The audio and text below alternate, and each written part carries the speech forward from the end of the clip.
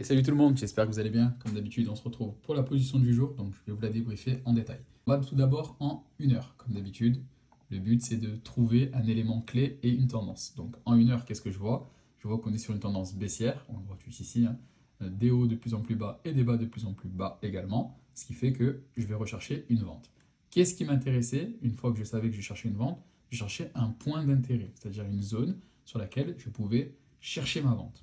Et là, qu'est-ce qu'on voit? Comme d'habitude, si tu actives l'indicateur Fair Value Gap, on voit qu'il y avait un Fair Value Gap 1 heure pile sur cette zone.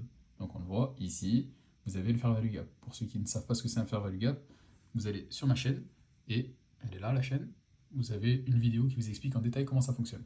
Donc tout simplement, une fois que j'ai eu mon Fair Value Gap, qu'est-ce que je cherche? Je me mets en M1 et je cherche un pattern de retournement. C'est-à-dire je recherche un moment qui me dit que le prix a bien envie de chuter. Donc tout simplement, je zoome sur la zone, et qu'est-ce que je vois?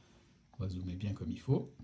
Une fois que le prix est arrivé, donc là-dedans, en fait, je suis dans le Fair Value Gap 1 heure de tout à l'heure.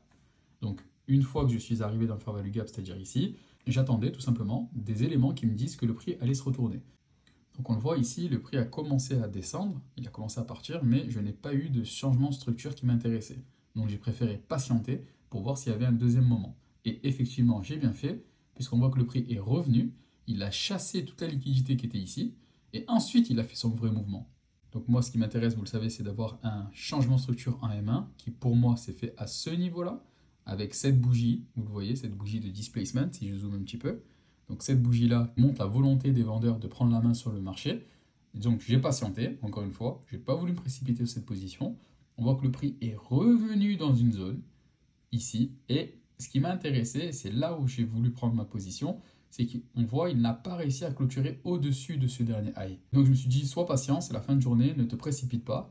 Et là, sur cette bougie-là de displacement, qui a créé justement ici un break of structure, c'est là où je me suis positionné. Donc à la clôture de la bougie, ici, pile poil, je suis rentré, j'ai mis mon stop loss au-dessus de toute la zone, et on le voit, j'ai bien fait, puisqu'au moment où je suis rentré, je vais enlever l'indicateur Fair Value Gap, comme ça on aura plus de visibilité. Au moment où je suis rentré dans la zone, j'ai visé mon RR de 2, c'était fin de journée, et on voit que le prix, il a fait un tout droit. C'est aussi simple que ça. J'aurais pu viser le RR de 3, vous le voyez, si je cherche RR de 3, tac, tac, tac, il aurait pu passer. Mais encore une fois, hier on était en fin de journée, l'idée c'était pas de tenir le trade jusqu'à Vita Aeternam. Donc je suis resté sur mon petit RR de 2, il est passé sans problème, sans drawdown. Sur les derniers trades de ces derniers jours, il y avait du drawdown, celui-ci était sans drawdown, on est parti tout droit. Et c'est un trade évidemment que j'ai partagé sur ma communauté. Donc n'hésitez pas, le lien se trouve en bio.